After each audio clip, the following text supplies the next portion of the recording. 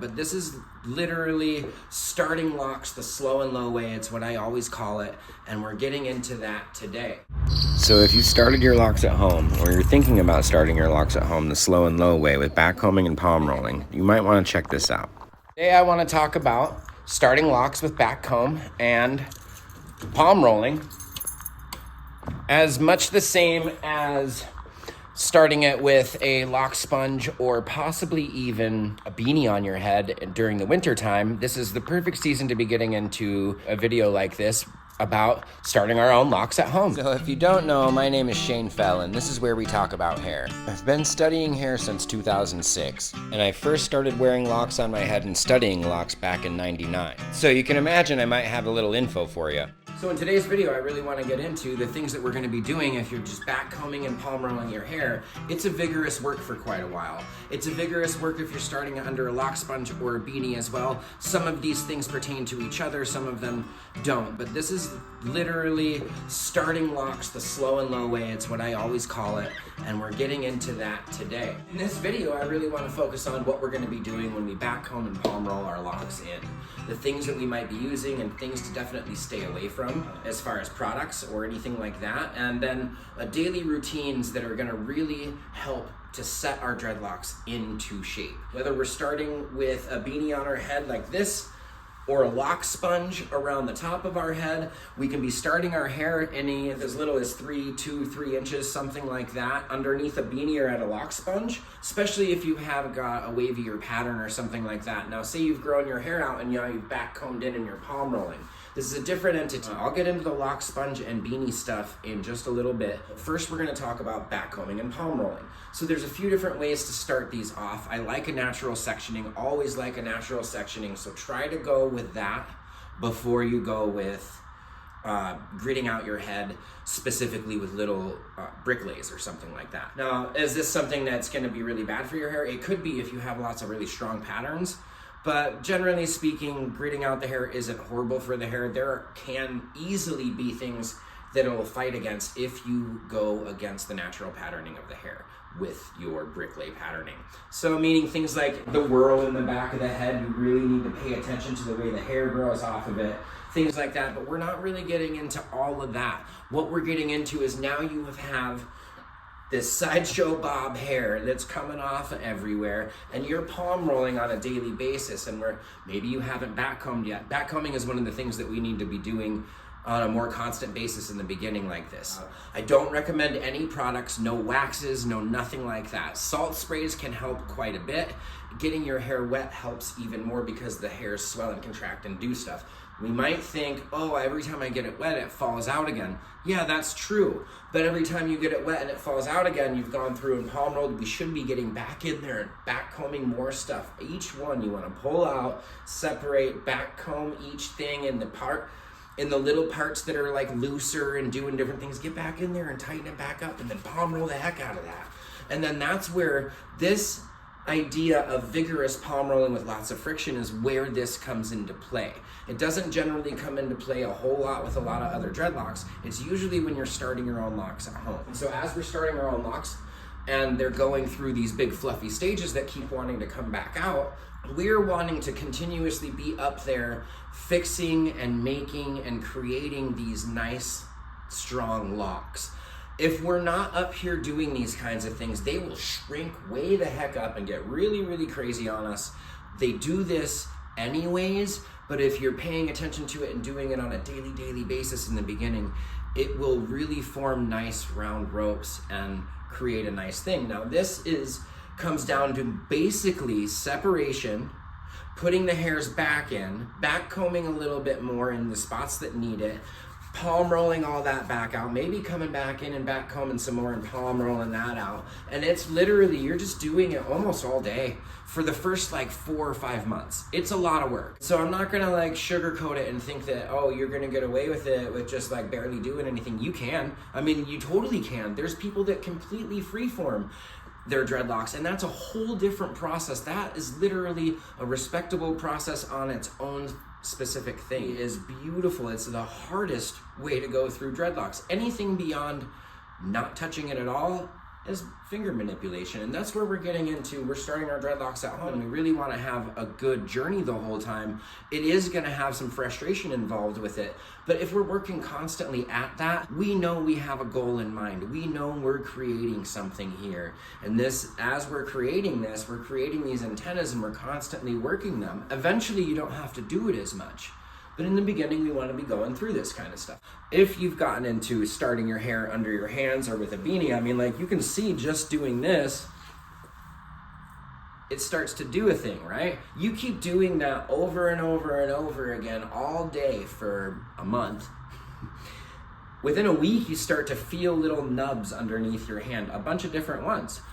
If you have curl patterns and different things and your hair's short enough to do this, don't go doing this with 6 inches of hair. That's too much hair to do this. That's more of a backcombing thing. Shorter hairs can start with these other kinds of methods like a beanie on your head or a lock sponge, or even just your hands and drying out the hair really good.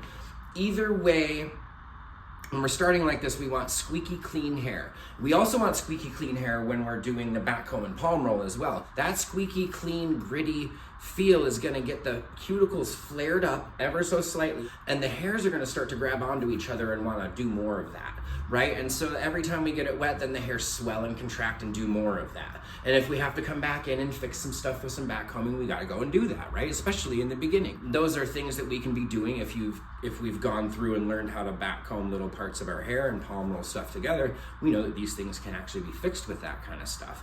And so we can get in there and do that kind of stuff. Now, these are things that people at home that do their dreads know, or didn't know until you watched this, but that's not my business. Mostly, if you're taking care of them, you've probably backcombed and palm rolled your stuff in and you've got nice mature locks, and you're seeing this video, you're like, oh yeah, I've done all those kinds of things, until things are mature. And once things are mature, you don't have to keep doing that stuff as much. Once things are mature, you're more doing the kind of maintenance, like if you started your hair with crochet and now you're doing it all on your own, that's the kind of maintenance you're doing, which is every time you get it wet, you get out of the shower and you separate and put the hairs around each lock that it's supposed to be around, twist the hairs, and twist that up and kind of palm roll that out and twist those hairs around that base and let everything dry in that manner so that everything's separated and put together. And then you can go through and do other things, but it's not a whole lot of like these vigorous palm rollings or anything like that. It's more situating hairs, and every time you get it wet, stretching your sweaters back out because you've now got mature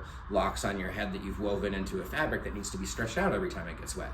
It needs to be stretched out and palm rolled every time it gets wet from beginning to the end of your journey. In the beginning stages of having little baby spiky dreadies all over the place, we need to be up here with our fingers, separating constantly and twisting each one and getting those knots twisting each other. There can be such a thing as too much where we start to like negate what we're doing and pulling the knots out. So be careful with that kind of stuff, but you are up here twisting and doing stuff constantly, and then throwing the beanie back on and doing it again, or taking the lock sponge again and doing it again. Usually that's all with dry hair because you need the friction to be grabbing everything onto each other. When you shampoo that once a week or whatever it is that you shampoo that, and it should be something like once a week in the beginning, that we're getting it squeaky clean, no conditioner, no nothing afterwards, no vinegar, none of that. Vinegar makes things too soft at first. We'll use vinegar later on in the process of our journey. In the beginning process of getting everything squeaky clean and sticky tight to each other, we kind of want to be stripping the hair of all the oils to get those cuticles flared open so that they all start to grab onto each other. So we keep doing that and roughing everything up. Then we start to see little separations, and we're in there twisting these separations out. Now is where you can even come in with a backcomb and start backcombing little parts, the ends and the tips and different things that aren't quite going together yet. You might even have 3 or 4 dreads in one spot and a big chunk that's like obviously loose hair in the middle of all that could easily be 1 dread, maybe even 2. Separate it out and turn it into 2 dreads with some backcombs. So you're aiding everything to come along with the process that your hair is already going through. Your hair probably will want to do it because all hair wants to lock up, right? And so if we keep this idea of how locks grow continuously from themselves once they're mature, then we know that everything that we're doing to aid our lock growth is to help that process, not to hurt the hair, not to harm the hair, but to protect the hair and get it all growing in that same spiral lock. And so, and maybe it's not a spiral lock, I didn't mean to say that, but the term of it growing into its own spiral, all locks will start to grow with either a counterclockwise or a clockwise spiral, even if you have straight hair. They're gonna do a thing. And so we're aiding all of these nuances that you'll hear about having mature locks, where it's like, it's a really low maintenance style and it's pretty easy, just once every couple of weeks and all that kind of stuff. Yes, it is. But when we're starting our hair at home, it's a long process of a lock journey ahead of us. We're really getting in and palm rolling constantly. We're really getting in there and separating all the time. We're having to backcomb stuff together and tighten things up on our own. I don't recommend you rocking a crochet hook at home like this. I don't really. And the only reason why is because typically, without years of muscle memory and practice, the hair is most likely getting broken more than it should be. And I say that as a person that's even like, I know there's been years in the beginning of my career where I broke a lot more hair than I was protecting. Guarantee it, because I didn't put it all together in that manner yet. I'm not saying that it's wrong for you to go in and try to fix some stuff with a crochet hook. What I'm saying is, generally what I see in my chair from people that do that is that there's a problem of these bubbles or these things fraying out and this bubble fraying out or some other stuff, and it just won't stop and they keep pulling it back in, but it keeps happening. And I'm like, that's because you keep breaking hair. And so now those little frays just want to come out of that one spot. And so as you just continuously get in there and try to fix things and it's breaking more hair, eventually it just becomes more of a fraying problem anyways. And so the more we can just hand manipulate our locks into becoming a good set of locks, the more we'll have a strong base to hold on to the weight as it grows and becomes terminal hair at the end, 7, 8, 10 years from now, and it gets long and heavy. That's going to be able to hold on really well because we have a good strong base of everything. I'm not saying other locks don't. I'm saying if we're going through and doing this constantly, we'll have a good base of this kind of maintenance happening throughout our journey, and we'll also know our locks really, really well. So this beginning stage, everything is also going to be really fluffy and fuzzy and Mother Mary halo and crazy, and sometimes it's Sideshow Bob if you've backcombed everything in and you started with some long bits. And sometimes it's like this spiky, messy hair. It looks like Sid Vicious or something like that, right? And there's this part of the process that we go through that's also going to hit some of our ego. It's also going to hit some of the, oh my God, what did I do?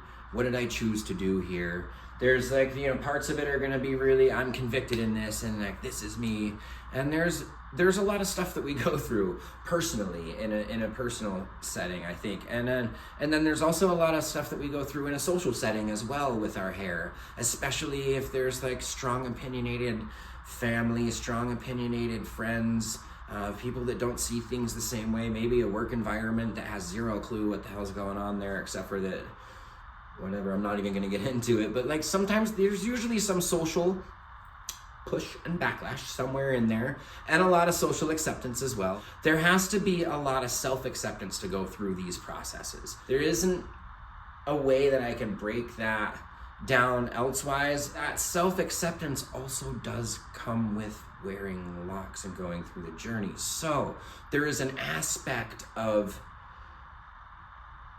mental health that comes into play that, generally speaking, most people hedge through and over and become this, then bloom with this entire process. Not just this process, also crocheted locks. That's their whole identity and main and everything that it is, and now it's changed, but it's changed into instant locks. But that's a hard process too, because now everything's there and it's permanent. And it's not just beautiful flowing hair anymore, and it's not necessarily at all what society wants you to have. At the same time that we're continuously caring for this thing that we know that we love on our head, and it's our crown that we're falling in love with and we're caring for it. It is no longer styling it in frustration and doing all these other things that we're doing to it to like try to get it. No, we're actually caring for these locks and creating this other antennae off of our head that we are forming. And by every movement that we do with it and every time we separate and go through it, that's more and more of that like continuous care to the crown of our head. These are like beautiful ways of healing that start to happen at the same time that we maybe really needed some healing, and maybe we didn't know it, and maybe we did know it, and maybe whatever, but I can tell you that what I see through these processes of whether it's instant, whether it's starting with back comb and palm rolling, or whether you're starting with a beanie on your head or a lock sponge or any of those things, there's a lot of work that goes into it. All of the work is very similar. That's why I like to put these videos out, because generally speaking, we're talking about hair here. And so most of the things can easily be gauged if you should be doing it or not with whatever kind of locks you have. And if it can't be gauged by that, then ask some more questions, because I'm always willing to answer some stuff. This video is coming about because somebody asked about it and said they can't find a whole lot of information on it. It's because there isn't a whole lot of information you can know other than it needs to be backcombed and palm rolled and formed, and it takes a long time and a lot of patience. And like, that's pretty much what you're gonna hear about it, right? And like beyond that, I can tell you all of the things that the hair is doing, and that's what we want it to do.